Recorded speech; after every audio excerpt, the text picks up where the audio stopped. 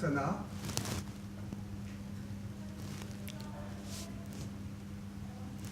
Bonsoir et bienvenue dans cette édition.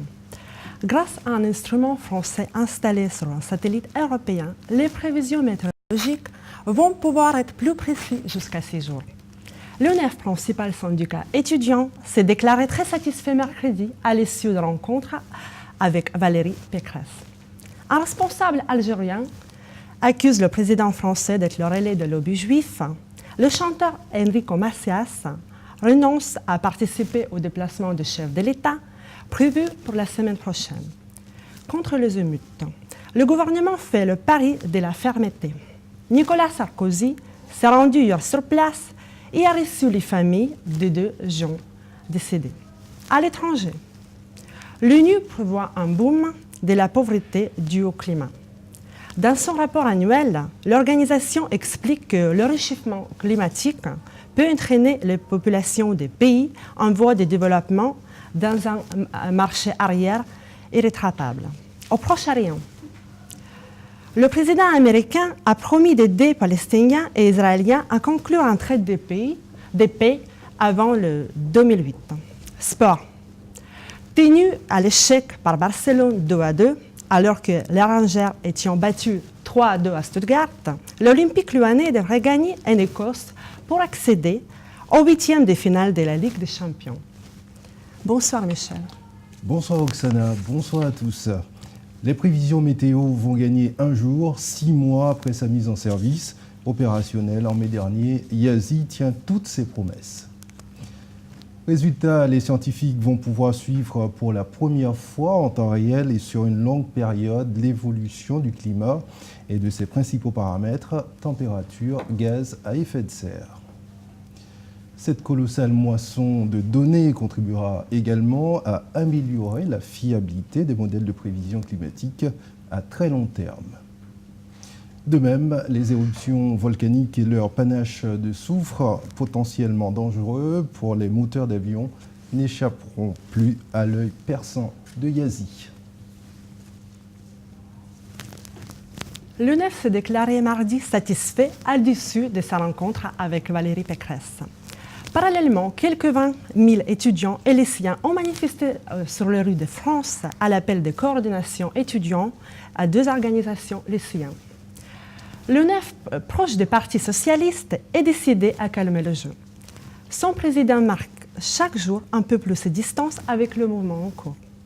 Un plan pour leur réussite en licence devrait voir le jour à partir du 1er décembre 2008. Valérie Pécresse s'est par ailleurs engagée à la mise en place d'un texte qui garantit l'égalité des diplômes et des étudiants sur l'ensemble de le territoire. Le ton monte à Alger à quelques jours de la visite d'État de Nicolas Sarkozy prévue du 3 au 5 décembre. Dans un entretien accordé lundi à El Kabar, le principal quotidien du pays, le ministre des Anciens combattants, Mohamed Cherif Abès, accuse à mots à peine couverts le président français d'être un agent à la solde d'Israël.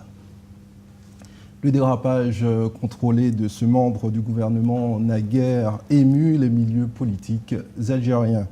Cherif Abès considère dans le même entretien que la venue d'Enrico Macias est une provocation. Dépité, le chanteur a révélé lundi ne se rendait pas dans un pays où il ne serait le bienvenu. Après 2 nuits d'affrontements à Villiers-le-Bel, des incidents qui sont déclarés le lendemain de la mort accidentelle de 2 adolescents rentraient en collision avec une voiture de police alors que ceux-ci roulaient au bord d'une mini-moto non immatriculée et ne portaient pas de casque. Faire rare les hommes des raids, on aussi été appelés et renforts avec pour objectif prioritaire la neutralisation des terreurs.